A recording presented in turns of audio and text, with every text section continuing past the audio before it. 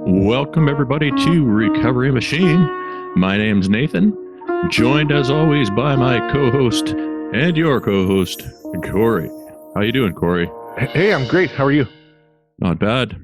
How's your sink frog doing there behind you? He's good. He's a little more anterior today. I see. He wants to be part of the conversation. Yeah, okay. He does. He's got his mouth open like he wants to say something, but he's in a perpetual state of shock or something there. Perpetually bated breath. That's right. Excellent. We're talking about art. I mean, our conversation, 2 weeks ago now, or something like that, about writing. We got into a little bit about art therapy and about my process with creativity and art in general. That got us talking a little bit more about the difference in art during use of opiates, in and around that state of mind, and then in recovery, in early recovery, and with no chemical adjuncts on board.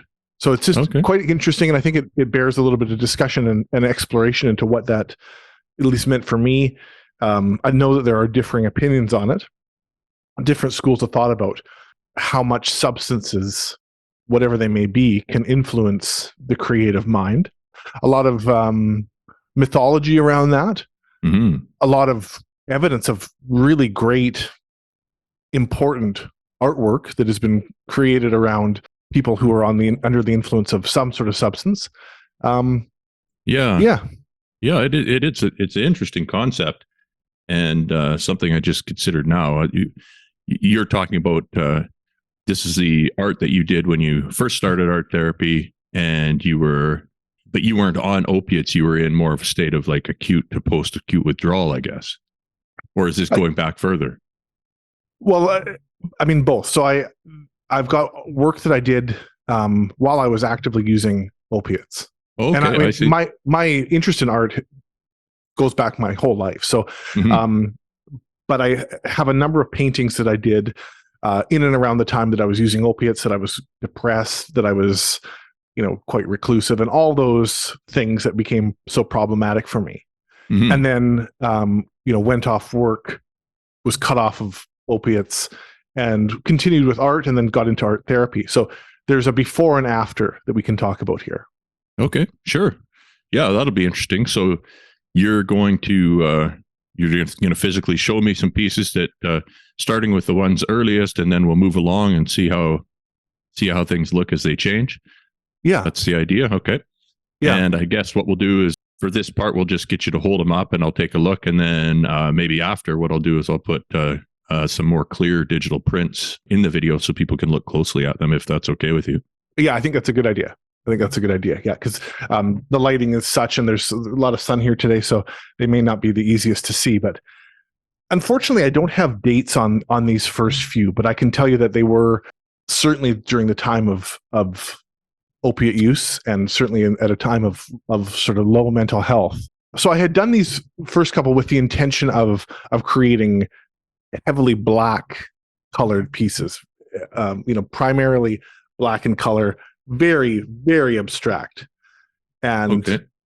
So this would be before art therapy, still actively using and working. Correct. Okay.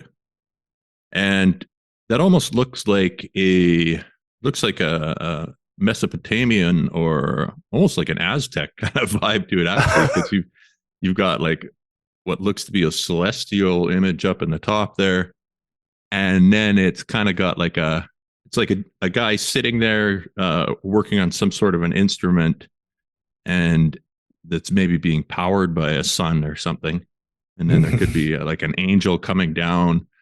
You get 1, 2, 3, 4, 5 there, 6, 8. So you could have that's the solar system with the sun. Was that the intention? I don't know. I don't know the intention. Okay.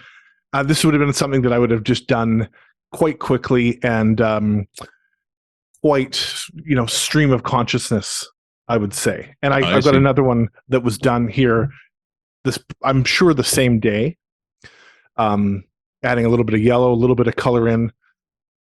It's still very dark, very sort of black heavy. Are you using like one broad paintbrush there, and then I think I remember I used a couple of different sized paintbrushes. I used like an artist's chisel type of thing, like an artist's scraping device, and I think even some more obscure things like the ends of pencils or scissors to create some texture in there. looks like anxiety? Looks like the beehive. Very, very much, right? I agree with you. I agree with you. Especially the way you've got it looks like it's cycling down towards, like, that's almost looks like you could imagine the esophagus and then the lower seal on your stomach down into like where I feel that anxiety the most. And it's all kind of on the top there. You've got some sharp, sort of spiky looking edges. And can you remember your mood at all when you were painting that one? Not specifically, but I remember certainly mood would have been probably pretty low.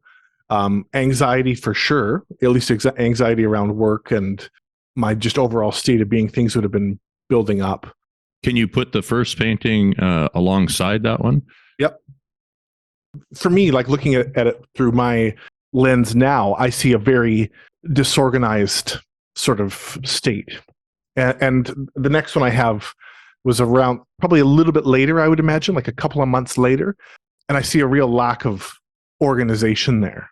I know that I was wanting to intentionally create something abstract, but even in abstract art, there can be some common threads that run throughout an abstract piece or a style. It's not to say that those are without style, but there's a disorganization to those pieces.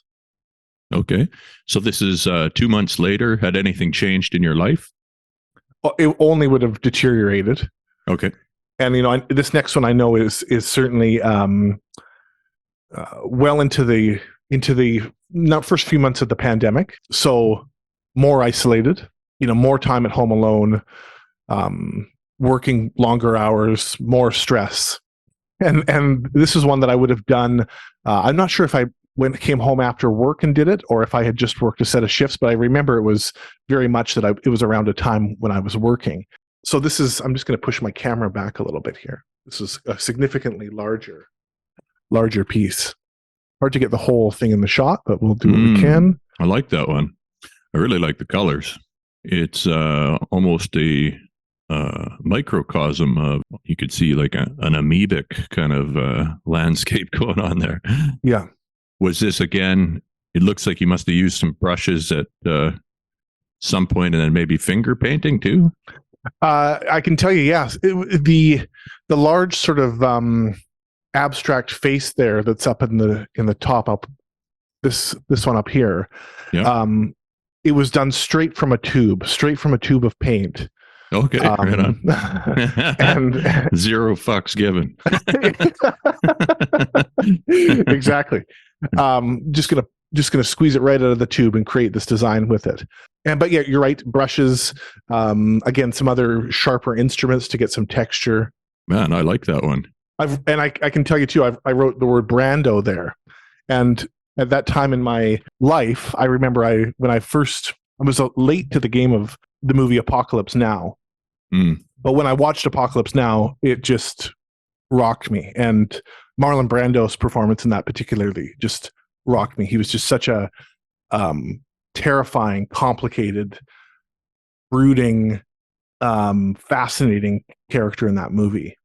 And for anyone who doesn't know it, I recommend you either watch Apocalypse Now or look on YouTube at clips of Marlon Brando in that movie. And he showed up to that film and he was completely overweight, and he was supposed to have long, scraggly hair, and he came with a clean, bicked, shaved head, and just did what he wanted, but produced this terrifying, dominant role.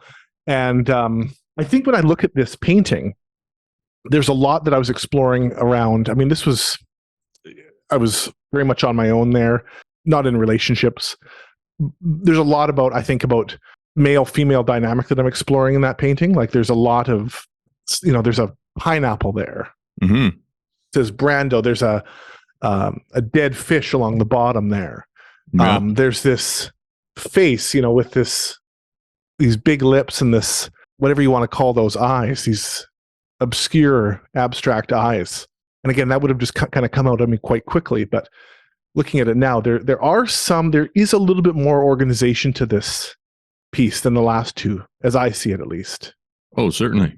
Yeah. I mean, just from a time factor alone, it looks like you were impacted by something emotionally and invested some time exploring that. Yeah, I would agree. So that's kind of interesting, right? And maybe, like you said, maybe a little bit more clarity there, maybe a little bit more direction there. Trying to relay a message in an abstract way, I think, but without either true clarity or a true sense of direction or purpose in what I was creating. At least that's what I see. That's what I see there. Right. Like you wanted to produce something based on, probably motivated by, your love of art, but also maybe an acute emotional driver. And that's where the process stopped. There wasn't any planning or strategy or tactics other than let's see what kind of comes out. Yeah, exactly, Nathan. And certainly not asking myself afterwards, what am I getting at? What does this mean? What am I feeling? I think I would have just done them. I had a room in my house that I would put them up. Some of them I didn't. Some of them would just get kind of leaned against the wall and left. So just following our timeline, again, moving this along. This was again, a little bit further, about 4 months into the pandemic. I attempted a self-portrait. I hope your liver wasn't in that bad a shape, buddy. For the people who are, I think this is probably going to be a video segment, but if you are listening, it's a rendition of Corey with, I think, sort of the same. You don't have a beard. You've got just a mustache, kind of a goatee going on in the painting, and then a little more of a square, boxy, black rim glasses style. The eyes are pretty good. I think you kind of captured your own look there, which is a little bit eerie. The lighting, the highlighting and shadowing, or highlighting specifically, is pretty good. And then, but the tinge is yellow against a green, a green and yellow background, giving the impression of an individual who is not doing well. Right. Kind of interesting, right? And I think I can even see in my facial expression that, like, the way I was seeing myself was not looking well, and that there's fear. There's fear there. Right. And I acutely fear, but also maybe a little despondence. You could see there's an uncertainty. Like it's almost like you took a picture of how you must have subconsciously felt at the time. That's very interesting. Yeah, it is, isn't it? It is. Not a lot of expression, but like to me, the eyes, there's a pain in the eyes for sure. Yeah, you've got to think animal trapped. You're in trouble. You don't see a way out, but for whatever reason, you were motivated to capture that moment. Yeah, maybe there was some glimmer of hope within that jaundiced looking figure. I don't know. Yeah. I think there's an interesting assessment there. The mustache and the soul patch, that's a product of having to wear an N95 mask at work and not being able to have a full beard. Right. Remnants of a catastrophe. Yeah. And then so that's it for the sort of the mid-opiate paintings. But I look back and I think I'm glad that I was doing those, for first of all, just as a reference point and a point of comparison, but also I'm glad that I was at least doing something to try to express myself in that state. Because now looking back, they do provide a little bit of an insight, a little bit of a clue into where I was at. That was probably a bit of a relief, a bit of a salvation for me to be able to sit down and do some type of art. Yeah. I have a cousin who is an artist, and she has a few pieces where they were done when she was really struggling.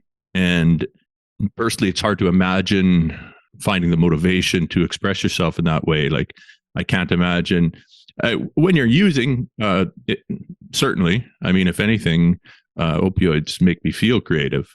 But like, say you're in post-acute, not a chance. I'm not doing any art.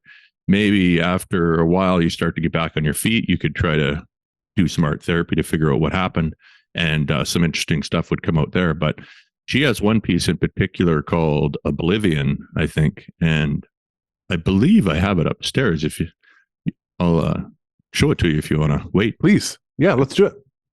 It's isolation, actually, not Oblivion. Wow. It's such a cavernous piece, isn't it? Like there's so much depth there.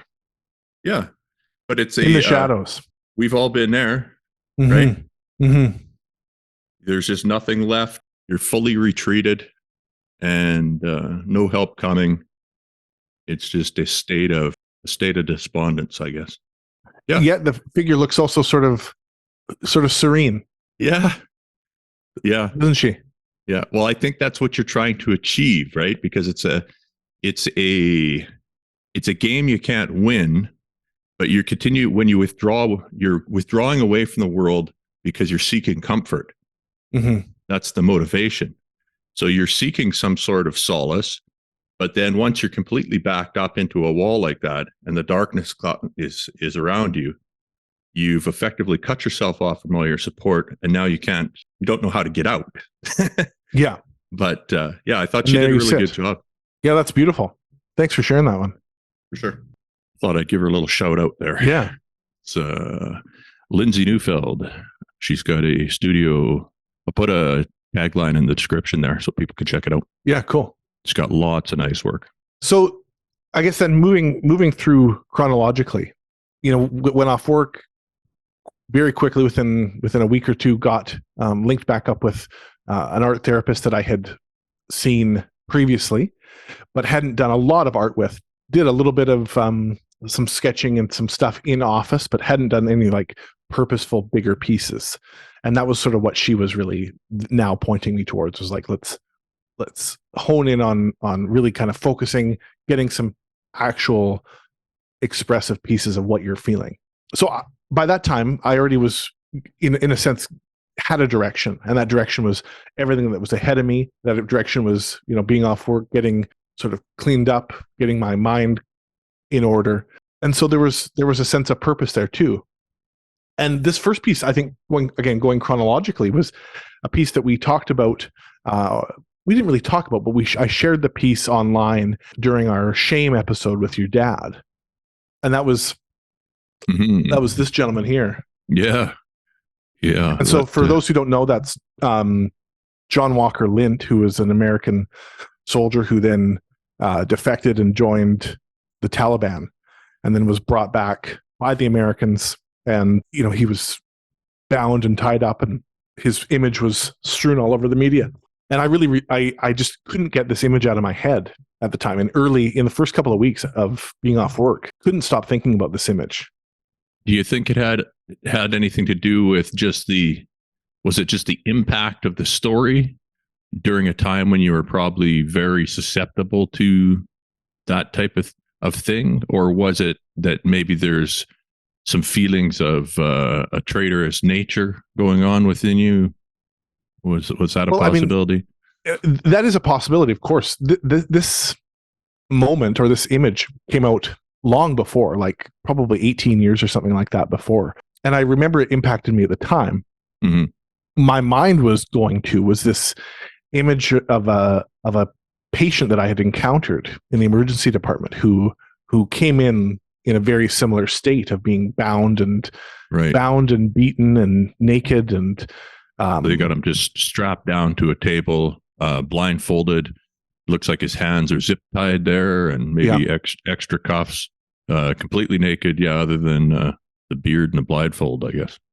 Yeah. And so I really had started to recognize how much that story that I encountered in the emergency department, how much my memory of that patient was lingering in my mind. And then in my mind, that was so similar to this.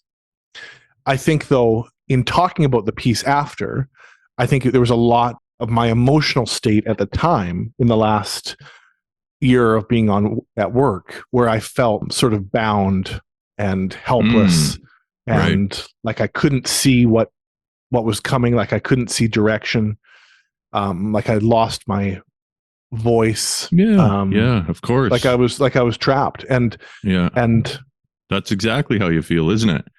You can't see your way out of it. You don't know how it's going to end. There doesn't appear to be any kind of solution, and you're exposed.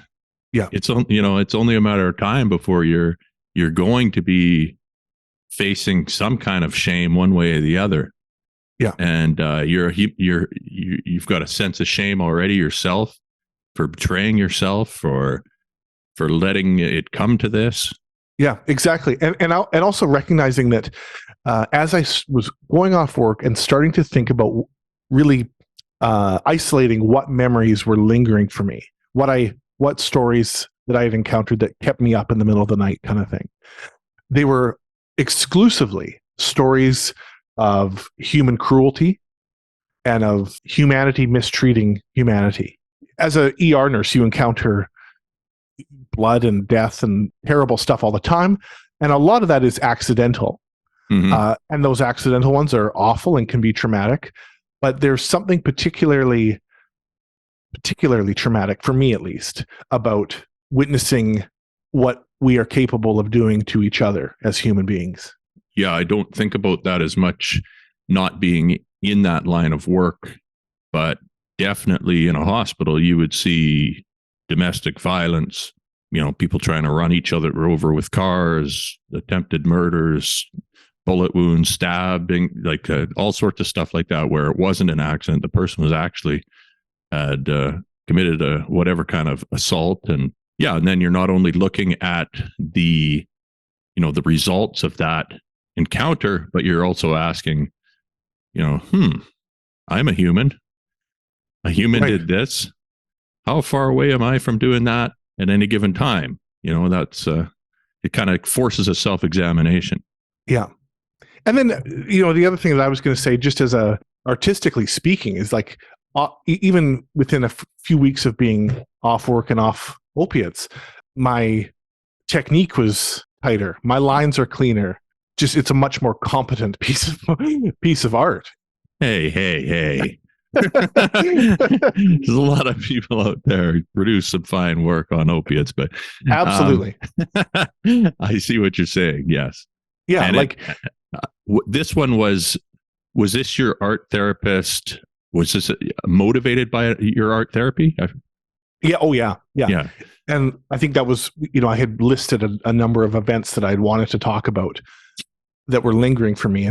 And this was one of them. And okay, see what you come up with. And immediately my mind went to John Walker Lint, the American soldier, and this young man who I encountered in the emergency department, and me. So there are, in essence, three figures there in one, I would say. Yes. And you knew you were painting this for your art therapist too. Yes. So you may have tightened up your lines a little bit on account of that. Well, for sure. Absolutely. But obviously it's a next level piece. Yes. But in going back to what you said a moment ago, and it's a great point of discussion, is that there has been a lot of wonderful, important art that is created under the influence of a substance. I love the Doors' last two albums more than their earlier albums. And that was, Jim Morrison was certainly more advanced in his substance use in that era. Nirvana's last album, I don't think that would count, because Jim Morrison is not a human being. Well, this is true too. I'm pretty convinced that he's like a shape. I think he came from either another dimension, possibly he's an alien. I'm not sure. I don't know what to make of that guy. That's a whole other episode, but for sure. Episode, yeah. I was going to say, In Utero, Nirvana's last album, when Kurt Cobain was certainly again at his most advanced time of his substance use, and that is a masterpiece. It's got direction, it's got clarity, it's focused, it's thematic. So it is certainly possible to create cohesive, tight art under the influence. Well, not only possible, but I mean, there's genres that I don't think would exist. Like, would jazz be jazz without heroin? No, I don't think it would. no. I mean, heroin was so ubiquitous in the jazz world that you weren't even considered a jazz musician, I don't think, unless you were doing something. Yeah. I mean, that's I haven't read extensively on the history of jazz, but from what I have read, that appears to be, the culture. Like, it was, you were, the music or the muse was activated through heroin, and all those guys were, their creative energy and their actual, time on stage, they were generally IV heroin users. Yeah, and that's a great example, because Charlie Parker, one of the greatest jazz artists of all time, and he died at a very, very young age from heroin, and he was famous for this really fast, chaotic style. And then you've got someone like Chet Baker, who was another known heroin user, lifelong heroin user, lived to be much, much older. Mm-hmm. And he had this like sort of slower, more morose, more thoughtful, sensitive style. And it spanned styles, but what was the common thread? It was heroin. Yeah. And I've thought about this a fair amount. And one of the things that helped clarify the issue for me is comedy. Because comedy is one of those things, and I'm talking stand-up comedy here, where you can have some stand-up comics like Mitch Hedberg would be a good example. I mean, these guys they seem to be tapping into something that is not available to the rest of humanity, just the way they're performing. But that doesn't mean to say that you can't be a great comedian and not use drugs, because those people exist as well. Sure. Like I think Jim Gaffigan's a pretty straight shooter, and he's got a very creative mind, very funny. Seinfeld, okay, it's a very successful comedian, clean comedians, and in both senses of the word, right? Yeah. So it's like, you don't want to. I personally believe, because I've experienced the influence of different substances on my own creativity, that there is something there that the muse wants, or something there that the muse can use, but it's not totally necessary. You can work without, the muse will tolerate working without substances quite fine. And then the dimension that's just come into our world here that really puts a strange spin on this is artificial intelligence when it comes to art. Because I don't know if have you seen some of the paintings from Chatbot's predecessor there? Yeah. Yeah. I mean, you would look at that and you would think, my God, this is, how is this even possible? Right. And it looks like, it can be done in a style that looks like an artist who either was deeply mentally troubled or was on a psychogenic substance of some sort. It can do that in a nanosecond without any. So it's kind of throwing it in our face that it's not as complex as we think, right? Yeah. At least on a computer level, it seems. I mean, it's still drawing on our creations to make that, but the fact that it can produce art of that quality, just mind-bending work like that, doesn't that kind of put a spin on it? Absolutely. Yeah, it absolutely does. And I think it's all about, does the artist have that clarity and direction? And if they have it, and whether or not it's sustainable is a whole other conversation, but if they have it when they are on those substances, then the direction will shine through, and the end result will be sensible or clear.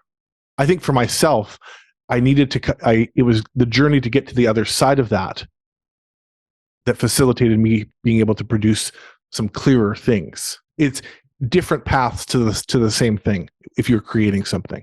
I think it's different ways of getting there. Yeah, and like you said, back to the comedians, like is one better than the other? They're just different. Some are certainly better than the other, but I don't think that. Although, if I had to choose, I suppose I would still prefer. Like, I feel like I identify more with comedy that is more in line with my own lifestyle. So, if you have a comic who the comic doesn't have to be high on stage, but if they've had experience with drugs, then it's a lot easier and funnier. And I mean, I can find common ground with them. Mm-hmm. But as far as art is concerned, I wonder if that's maybe true as well. Because do you think, like, what is the book? Doors of Perception by Huxley, where he goes and he does mescaline, I think, in a science, like in a scientific setting.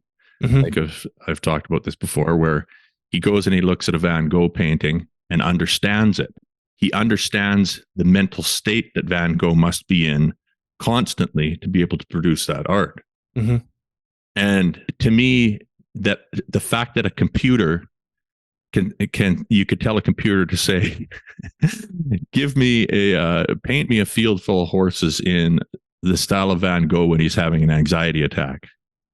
And the computer can do that, and it can look at not just passable, but probably as good or better than the original artist. Mm-hmm. How? Yeah. How is that? Like, how is the computer understand? How is it picking up the nuances, not nuances, but the sometimes like the literal screaming anxiety sometimes, right? Yeah. Other than I think it's fascinating in that, and I see it particularly now, and I've had this thought recently that in things that I draw or sketch, I can see my own hand now. I can see my own, and not to sound like not to give myself too much credit for my own having my own style, but I can see my own hand. So like a signature. You're picking up a signature. Yes. And, okay. and with Van Gogh in particular, because he had such a distinctive style of painting with these big chunky strokes where you can see stroke for stroke. I guess I could see that if a computer, if AI was able to look at 30 of his paintings, all with this distinct hand to it, that they could extrapolate from that. Yeah. I get when you put it like that. I guess I shouldn't be as shocked that it's possible. What I guess I'm getting hung up on is the fact that, I mean, that individual, if let's assume that Vincent van Gogh saw the world the way somebody would see the world who's on mescaline.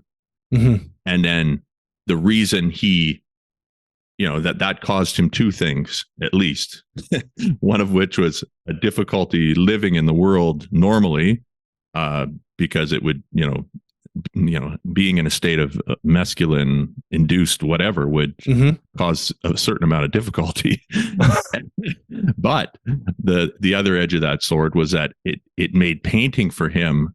It instantly gave him a signature style because that's how he was seeing things. I mean, this is Huxley's deduction, and it might not be true, of course, but I like it because it gives a kind of insider look as to how possibly there can be some insight from somebody who's on a substance, and then you're going to a mental health disorder, and then from the mental health disorder, the computer is picking that up, seeing that signature, and is able to reproduce it, which I find fascinating. It is fascinating. What I want to do, and I will do after this, is to go back and look at some of those, and with the thought, like, do they have the soul? Do they have the emotion in them? Some of those Van Gogh paintings, you can feel, like the feeling is just so vivid, not technically speaking, but just viscerally speaking. And is a computer able to generate something with the same level of feeling and soul to it? Yeah, that would be the question. From what I've seen, I would say yes. Mm-hmm. Yeah, I would definitely say yes. But who is it? Munch, Edward Munch. Yeah. The Scream. The Scream. I'll just bring up a picture of it here. You can see. Mm-hmm. Now, apparently, this was an individual who was suffering from a fairly high grade general anxiety that would sometimes kind of morph into like just random panic attacks. And that's what he was walking along the pier because he felt like he was having a decent evening.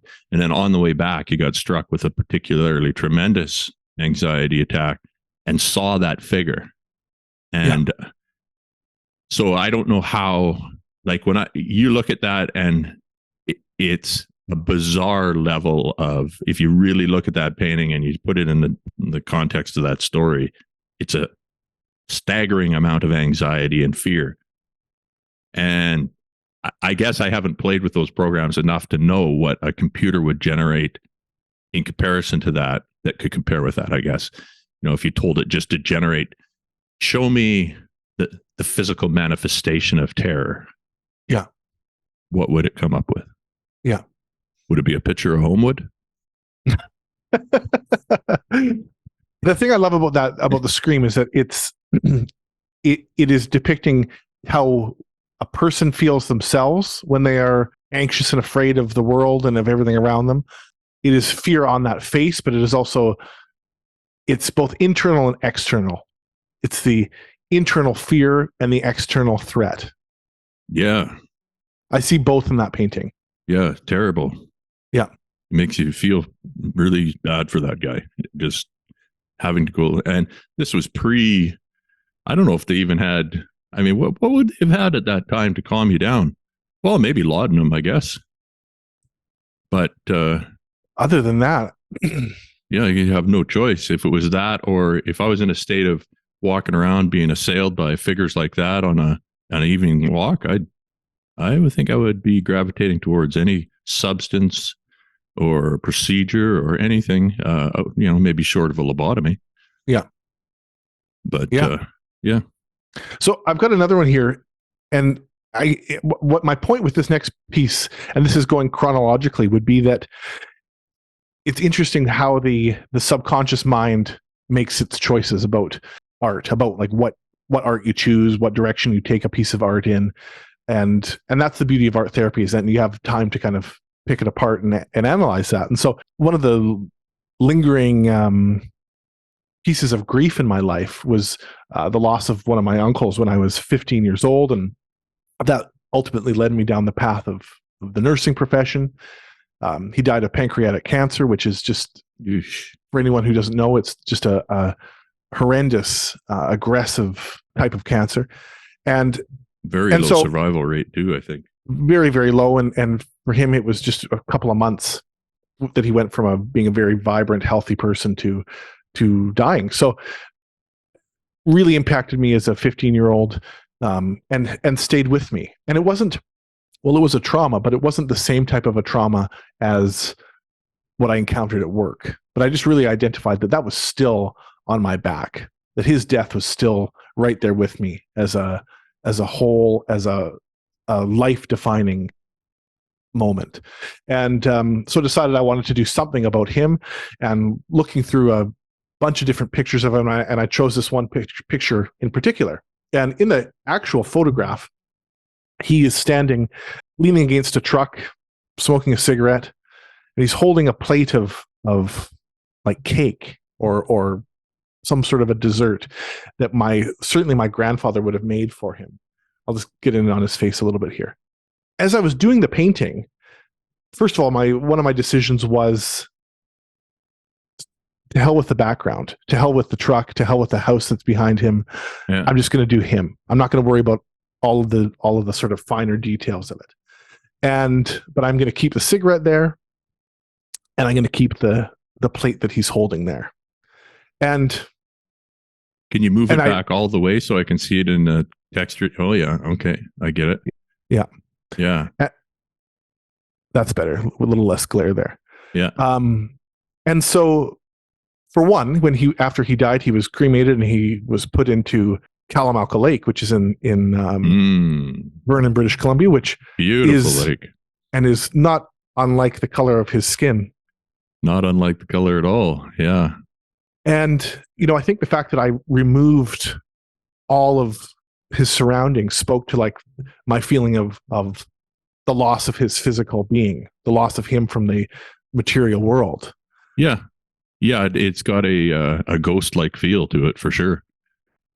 But then, the thing that's interesting this is where my art therapist kind of came in. And this is where it's not just about interpreting what you did, but it's about sort of establishing meaning in things too. That I had a whole stack of photographs of him, and I chose this one where he's holding this plate of food, and it's an offering.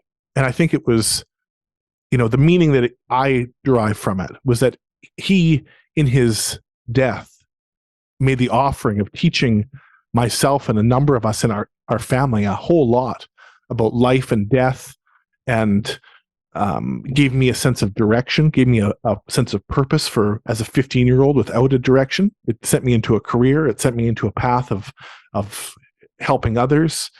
And that was sort of that was like his final offering to me, was this direction in my life.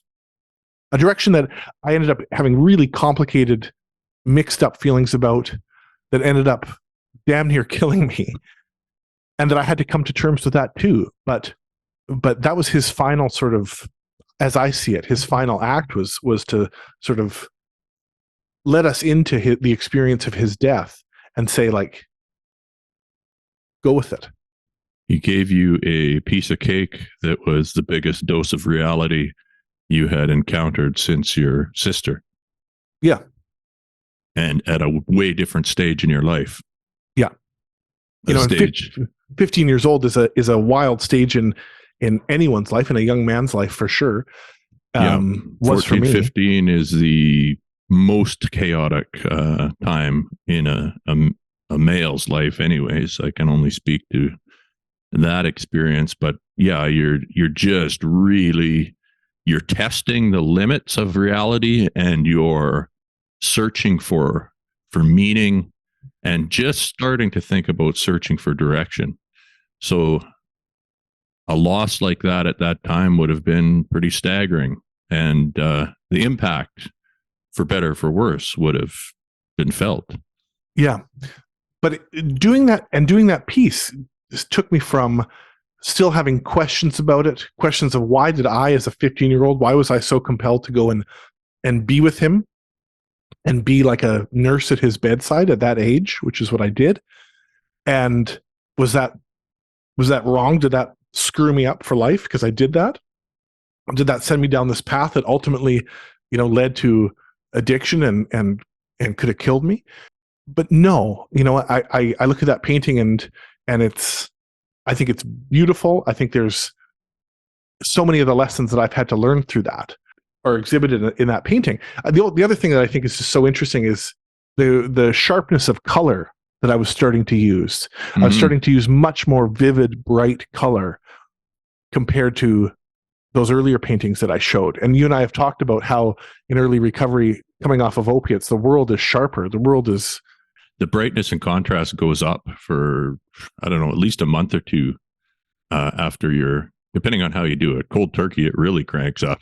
Yeah. But if you taper off properly, you'll have like maybe a month where you're noticing it's like being on maybe a microdose of mushrooms. It just brings out a slight bit more. You're just a little more in tune. Leaves are a little brighter. Things are a little shinier. And that was done at 90 days. That painting was done at 90 days. Oh, there you go. Yeah. So full cellular turnover. Yeah, it's just kind of interesting. And then just to be like, wow, my brain, without knowing kind of what the lesson I wanted to learn was, what am I going to do? My therapist just said, let's do a piece about your uncle, do a tribute piece about your uncle. Okay, what am I going to do? I've got all these pictures. And I picked this one that is actually quite rich with meaning already. And then I interpret it and take some things away from it and make him in the water, in the lake. And I can just think, I don't know why I'm doing it this way. This is just how I'm going to do it. And it's like, oh, like the lesson is kind of unfolds in front of you. I'm starting to understand the power of art therapy here. That's quite amazing. It is, isn't it? Yeah. Yeah. Look at how much value and awareness you could take away from that exercise in comparison to just straight psychotherapy or even a dream. A dream, you could have a very poignant dream, but it's difficult to decipher and you'd miss a lot of things. But in this exercise, you're able to give it some thought before you start, and then you get a version that goes through the filter of where you're at right now that can then be taken and extrapolated by somebody who's used to doing it and is a professional. I mean, I'm curious, are you allowed to discuss what her thoughts were on that? Or oh yeah, I mean, I think that's partly what the conclusions that I drew there was that it was the establishment that impact that this man in his death made on me was establishing a lifelong connection. I think it speaks to, and she sort of emphasized that I was clamoring to try to find meaning and purpose, and what were these people in my life? What were these connections? And I think what I came to learn from her was that these connections remain. These connections are enduring, even with death. That the impact of the person, the imprint that they leave, remains. Oh, certainly. Yeah, Yeah. death does nothing to death doesn't take that away. No, and this last one maybe depicts that even better. And maybe this will be the last one that we do. I don't know what our time is like, but the next painting I did after that was I wanted to do a painting of my sister, and as we've said, she died when I was not even quite a year old, so I have no memory of her to go off of. But I have, again, lots of photographs. I have lots of conversations that I've had with my family, and memories and stories that they've imparted on me. And so how do I kind of depict what I'm trying to depict? I'm just going to get started on it. And I made the decision, I'm going to paint her outline. I'm going to paint her figure, but not worry about the detail that I worried about in that last piece. In that last piece with my uncle, I remembered his face. I was going off of photos of him, but I remembered aspects of his appearance. All I had with my sister was photographs. So I'm just going to not worry about the detail of her face. I took a picture of her where she's sort of standing on a beach. So, I mean, this is probably as accurate a depiction as you're going to get if you're drawing from that residue of her presence. Yeah. And so to worry about her outline, to worry about her, just the figure of her, the shape of her versus the detail of her, which I can't recall in my conscious mind. Mm-hmm. And then to kind of depict that outline gets broader and broader with each ring that surrounds her. And with each ring that surrounds her, if you consider that each ring is a year, and if you think about people that you've lost in your life and how your memory changes of them, and maybe your memory starts to struggle, or the image that you have in your mind starts to get a little bit clouded or obscured. And with each year, with each ring, that image gets even more obscured, even more, or even less like the original shape of the person. But as you pan back, it becomes something new. It becomes a new shape, and it is ongoing. And this is a small canvas, but if the canvas was 10 feet wide, those rings would have kept going for 10 feet. They'll continue for the rest of your life. That's right. And I think it's, it is the, sort of the reverberations of the human spirit, the reverberations of the soul. It is like the ripple effect of dropping a stone in the water, and, the ripple effect of grief, which is a term, if you think about that, the grief is not just the stone falling in the water. Grief is the ripples in the water that go outwards infinitely, and they reach other edges, they reach other people, they reach other pieces of land. And that's one of the most brilliant pieces of art I've seen in quite some time, man. Thank you. And for me, it just really was like I wasn't quite sure what I was doing when I started it, but it exists now as a reminder for me that she is an enduring figure in my life. And also that all of these people that I've lost and encountered and encountered through work or whatever, that they sort of, that ripple of them continues. It's also very much like the rings of a tree, and that the tree continues to grow outward from core, which is that individual. That's right. Even the way she's postured there reminds me a lot of how you must have encountered her many times, where she's a figure, sort of a face looking down in a kind of playful way, right? Yeah, totally. Yeah. Totally. Playfully, as like an older sibling crouching forward, looking at at her younger sibling. Absolutely. Yeah, maybe a source of a sweet voice and a kindness that you know at that level is somebody that's important to you. Yeah, that's a tremendous piece of work. What did your therapist say about that one? I think that one was a real sort of a touchstone for me in my therapist and myself establishing like where do I stand with that as a foundational huge part of my life. And my therapy wasn't all about the spirit, wasn't all about like my coming to terms with the soul, but early on I had to do some work to kind of figure out like what do I actually, as a not a practitioner, not a participant in organized religion, not adhering to a specific religion, like what do I actually think about death? What can I buy? What can I buy into? What do I believe to be true? And recognizing that I do believe in a human spirit, and that those impacts are the impact of one individual on the other carries with us. Mm-hmm. How do I kind of put that into a material thing? How do I put that into a material piece of art and be reminded of that? And well, then I don't know how you could have done a better job with that particular endeavor, but how did it change the way that you taking this time that you took to try to buy into something, as you say, did it not force, I don't want to use the force, but did it encourage you to kind of come to terms whatever rendition is the best rendition of your understanding of what may or may not happen to us after we die? And yeah. what kind of what was there a shift at that time?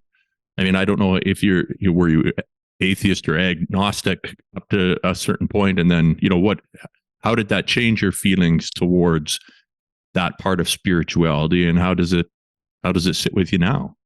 I think that process gave me the most evidence that I feel comfortable accepting that my sister, my uncle, my other uncle, now my grandparents, that these people that in my life that were so important to me in my life that I lost, that they are still with me. And that it's not just about, their memories with me. Because with my sister, I don't even have the memory. So how do I know that she is still with me? And I guess it was just like shining a light on those imprints, shining a light on what I actually can tell exists within me, that are remnants of her. Okay. And then in thinking about work and coming to terms with the loss that I encountered on a professional level, and the grief and trauma that was other people's grief and trauma, I guess just a greater acceptance that is what they carry now too. And also that those people did impact me, and that's okay, that some of these patients that I still think about, that I still remember, and I will never stop probably remembering some of them, but it smoothed out a little bit, and it created a more peaceful version of that memory. Right. Instead of like, not all these interactions are bad just because somebody died and you were caring for them. A lot of those interactions were probably good. Yeah. Yeah. So, and that, like, to me, it's like the movie The Sixth Sense. Like the boy is haunted by all of these ghosts that terrify him and keep him up at night. And it is his acknowledgement that they are looking for help, and that he has a way of helping them that creates a sense of peace. And he comes to terms with that by the end of that movie, that he's peaceful about the fact that he's haunted by all of these ghosts. And I think it's a perspective shift. Mm-hmm. And in trauma and in grief, the perspective is raw and spiky and sometimes ugly and scary. And the perspective shift of time and working through it and trying to do what you can to understand it, it's still there, but it's smoother. And maybe the nicer sides of it can become a little bit clearer. Yeah. Yeah, well said. I think we could probably leave it there, buddy. Yeah, that was a tremendous segment of a vulnerable segment for you as well, because you're putting a lot out there, and I know people are going to appreciate that. And you've probably just effectively quadrupled the market for art therapists in your area. Well, I thank you. Yeah, I think it's such a it's a great. These are just really good examples of, apart from we've talked about groups, we've talked about all sorts of work that we've done that have gotten us ahead of certain issues that we've had or helped us to create some peace. And to me, this is just it bears some time, because it's a rare, tangible thing that you can do that can be helpful and shine a light. There's so much that's kind of out there, but to be able to like create something with your hands that teaches you about your experience, very cool. Well, I would say from an awareness point of view, it's bordering on the arcane.